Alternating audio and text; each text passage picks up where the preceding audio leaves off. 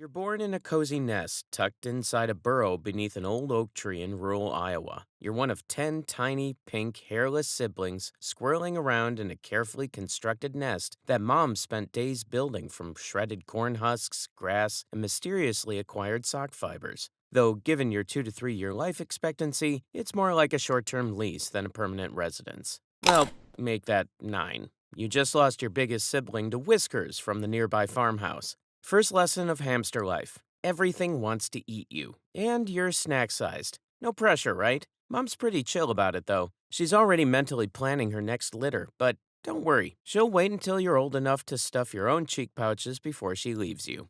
The loss of your sibling triggers something primal in your developing brain. Even as a blind, helpless blob, you instinctively understand that the world outside this nest is hostile. You begin developing what will become your signature personality trait, obsessive compulsive hoarding. For now, you're just part of the latest batch in mom's impressive reproductive resume. She's got this whole parenting thing down to a science. Visit multiple times a day for feeding, keep the nest obsessively clean, and teach you the fine art of hoarding before you can even walk properly. Your first week is spent in what feels like a furry pile of constantly moving siblings. Mom's teaching you the basics by example: how to stuff things in your mouth, how to freeze when you hear danger sounds, and most importantly, how to dig. Even as a hairless pink blob, you're already trying to burrow deeper into the nest material. The burrow's your whole world for now. A cozy, underground mansion with multiple escape tunnels that your mom engineered like a master architect with severe anxiety disorder. Smart lady. She survived long enough to have dozens of litters, which makes her the hamster equivalent of a Special Forces war veteran. As your eyes develop, you begin to understand the sophisticated architecture of your home. There's the main nursery, the food storage chamber already half full of seeds sorted by size, the emergency escape tunnel, and what you'll later learn is the panic room. At 2 weeks old, your fur has grown, your eyes finally open, and surprise, you've got some seriously oversized ears and the most ridiculous cheek pouches you've ever seen. They're going to be your ticket to survival in this carb loaded world. Though, right now, they're mostly good for accidentally stuffing with nest material during mom's daily hoarding technique demonstrations.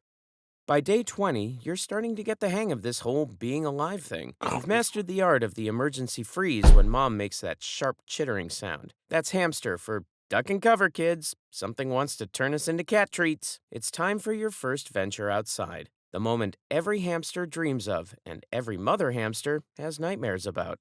Your siblings scatter in different directions, sampling their first taste of fresh seeds and grass. The outside world is overwhelming. The sky is impossibly vast. The sounds are amplified and confusing, and there are smells everywhere that trigger instincts you didn't know you had. Your first instinct is to find the nearest dark, enclosed space, which happens to be under a large leaf. You spot a particularly appealing sunflower seed and instinctively try to stuff it in your mouth, but instead of swallowing it, something magical happens. It disappears into what feels like a secret pocket in your face. You try another seed, and another, until you can barely see over your own cheeks. You become drunk with power, stuffing everything you can find: seeds, small pebbles, a piece of bark. You're so focused on the joy of hoarding that you completely forget about situational awareness. Thump! Mom's back feet hit the ground like a furry alarm system. You try to freeze, heart pounding, but you're so stuffed with random debris that you can barely move. A shadow passes overhead. Just a red-tailed hawk doing some window shopping at the hamster buffet. This is your introduction to the outdoor lifestyle, trying to enjoy breakfast while playing an endless game of Spot the Predator. Welcome to the rest of your life. That rustling in the corn stalks could be a snake. That shadow? Probably a hawk. That cute barn cat from the nearby farm? Yeah, it's already taken 3 of your cousins. The farmer's harmless terrier? More like a hamster-seeking missile with a wagging tail and zero chill. During this period, your personality crystallizes into what can only be described as anxiously optimistic with hoarding tendencies. Every decision involves mental calculations. Is this seed worth the exposure time? Is that shadow moving in a predatory pattern? Can I make it to the emergency tunnel in 2.3 seconds if necessary? The supposedly peaceful vegetarian lifestyle isn't exactly stress-free. Your food quality standards become increasingly sophisticated. You learn to distinguish between 17 different types of seeds by smell alone, can assess the nutritional value of a corn kernel by its color, and develop strong opinions about the superiority of sunflower seeds over pumpkin seeds. The really good stuff? That's in the farmer's grain silo, protected by what you've nicknamed the Fortress of Infinite Carbs. One particularly hungry evening, you and four other hamsters decide to attempt what will later be known as the Great Sunflower Heist of Summer. The plan seems foolproof. Larry Lightning Cheeks will be the lookout. Sally Silent Paws will create a diversion by the chicken coop, and you, Bobby, Tunnel Master, and Whiskers Jr. will grab the goods. The planning phase takes 3 days and involves detailed reconnaissance missions, studies of the farmer's routine, and extensive debate about optimal cheek stuffing techniques under pressure. You map out the silo's weak points, identify escape routes, and even conduct practice runs using acorns as stand-ins. Everything starts according to plan. You squeeze through the gap in the silo's foundation. Pudge, right behind you, his cheeks already optimistically expanded. The sunflower seeds are right there, mountains of them practically glowing in the moonlight. The inside of the silo is like entering hamster heaven, seeds piled everywhere in quantities that defy comprehension. Then, Pudge lives up to his nickname. He can't squeeze his overstuffed cheeks through the gap. The motion-activated sprinkler system springs to life, shooting water everywhere like an agricultural water park from hell. Squeaky abandons his post faster than a cat in a thunderstorm. Nibbles crashes into a feed bucket, creating a domino effect of falling farm equipment. You manage to stuff your cheeks with seeds before making your escape, but poor Pudge needs a full rescue operation. It takes all four of you pulling on his back legs while he frantically empties his cheeks to get him unstuck. By the time you're all free, you look like a gang of tiny, wet, seed-covered bandits. By 3 months old, you're a teenager in hamster years, which means it's time to find your own territory. You scamper through cornfields, dodge farm equipment, and develop an intimate understanding of why they call it roadkill. Bye-bye, Whiskers Jr. Your cheek stuffing technique will be remembered for generations to come. The territory selection process is more complex than you initially thought. You need to consider proximity to food sources, predator traffic patterns, soil composition for digging, and strategic positioning relative to other hamster territories. After 2 weeks of surveying, you find the perfect spot, a nice burrow system beneath an oak tree. The neighbors seem decent, a family of field mice who mind their own business, and a groundhog who's too lazy to chase anything. Best of all, there's an abandoned drainage pipe that makes for the perfect emergency escape route when the local barn owl comes cruising by. You're getting pretty good at the survival thing. You mark your territory with your scent glands, sending a clear message to the other hamsters. This patch of deadly paradise is mine, and so is everything edible within a 50-foot radius.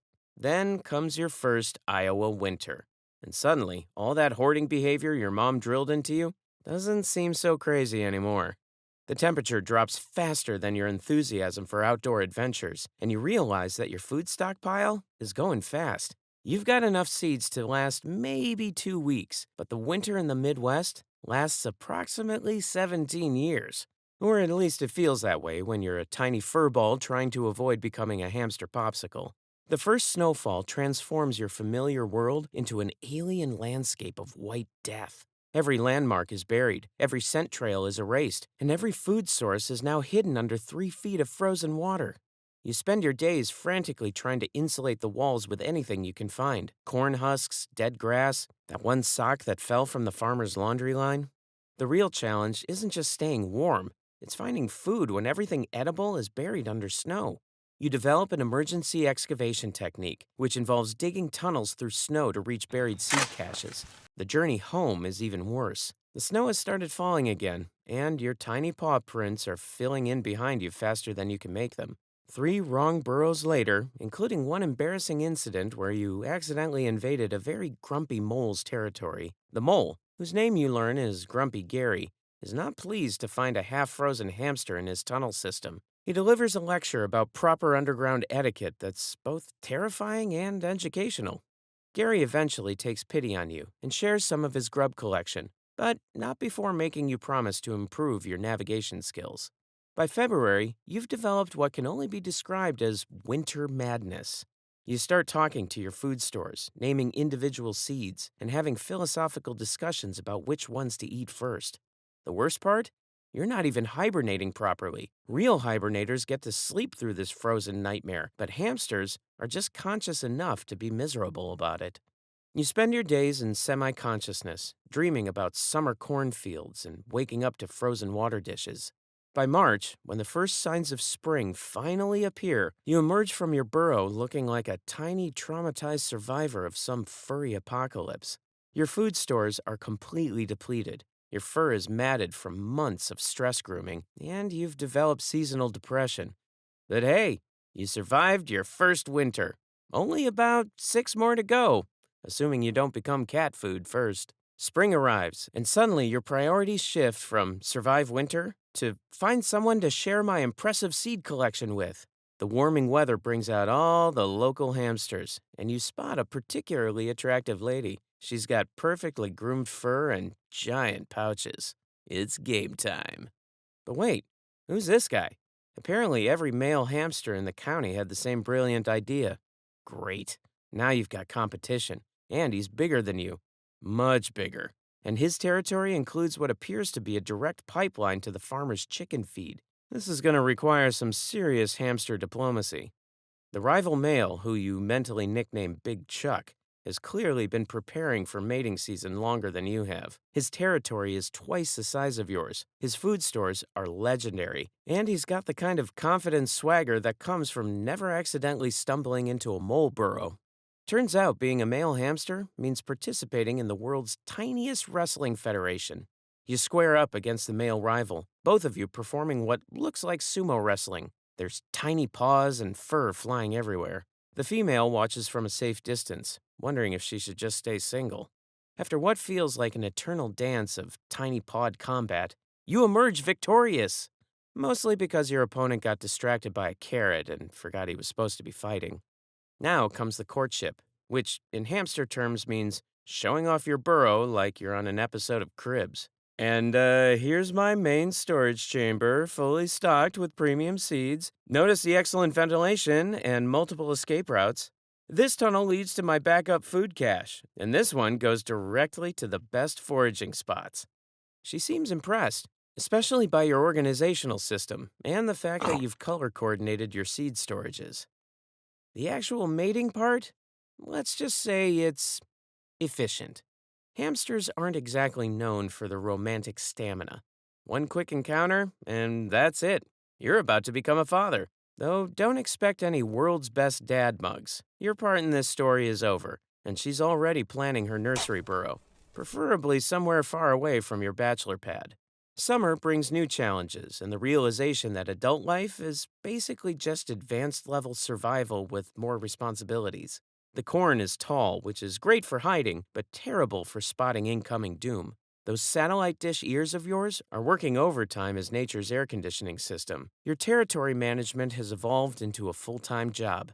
You wake up at dusk, check if anything tried to dig up your burrow during the day, do your evening stretches, then head out for dinner. You've memorized every predator's schedule. The barn owl patrols at 9 p.m. and 3 a.m. Whiskers does her rounds at midnight, and the fox hunts at dawn and dusk. You're living in a neighborhood where all your neighbors are professional assassins. The social dynamics of hamster life become clearer as you establish yourself as a territory holder. Young hamsters look up to you as the grizzled veteran who survived a whole winter, while older hamsters view you as the upstart who's taking up valuable real estate. You learn to navigate these relationships through a complex system of scent making, strategic food sharing, and the occasional territorial dispute that looks like the collision of two furballs. Fast forward a few months, and your second winter has passed. Spring's rolled around again, making you ancient in hamster years. You notice the first signs of aging one morning while doing your stretches. Hold up, was that your tiny hip clicking? You try to test a scamper and, yep, that's definitely not the bounce of your youth. Welcome to senior hamster life, where every movement comes with its own sound effects. Your teeth aren't what they used to be either. You find yourself spending way too much time gumming at the softer seeds, longing for the days when you could crack through practically anything. Your hoarding obsession has reached new levels of paranoia. You now spend most of your time checking and rechecking your food stores, convinced that other animals are stealing from your caches. Half the time, you're right. That family of mice has definitely been helping themselves to your premium sunflower seed collection, but you're too tired to do much about it. One evening, you're taking in the sunset, contemplating whether it's worth the effort to move to a warmer spot in your burrow, when something catches your ear. Your trusty old radar ears might be a bit droopy these days, but they still work well enough to pick up the sound of approaching trouble. Whiskers is stalking through the corn stubble, and she looks awfully determined. You're not exactly in run for your life shape anymore. She's the massive orange tabby you've been playing hide and seek with for your entire life, and she's clearly been waiting for this moment. She's learned your patterns, studied your weaknesses, and chosen her timing perfectly. This isn't a random encounter. It's a calculated assassination attempt. You summon all your remaining strength and attempt the most dramatic escape maneuver of your life. For a brief, glorious moment, you're young again. You pull off what feels like an action movie worthy dodge. The wind from the cat's paw actually ruffles your fur as it swipes past. Ha! Still got it! Take that, you oversized furry. Oh, turns out you didn't actually dodge anything. You just tripped over your own back feet and happened to fall out of the way. And now you can't get up fast enough. Whiskers approaches with the leisurely confidence of a predator who knows the outcome is inevitable. Your mind flashes through a lifetime of memories, your early days with Mom, the great sunflower seed heist, surviving that brutal first winter, the satisfaction of a perfectly organized food cache. You realize that despite all the constant fear and paranoia, you've actually lived a pretty remarkable life for a tiny prey animal. Well, you've had a good run. Though, you have to admit, that pile of sunflower seeds in your main storage chamber is going to go to waste. What a shame.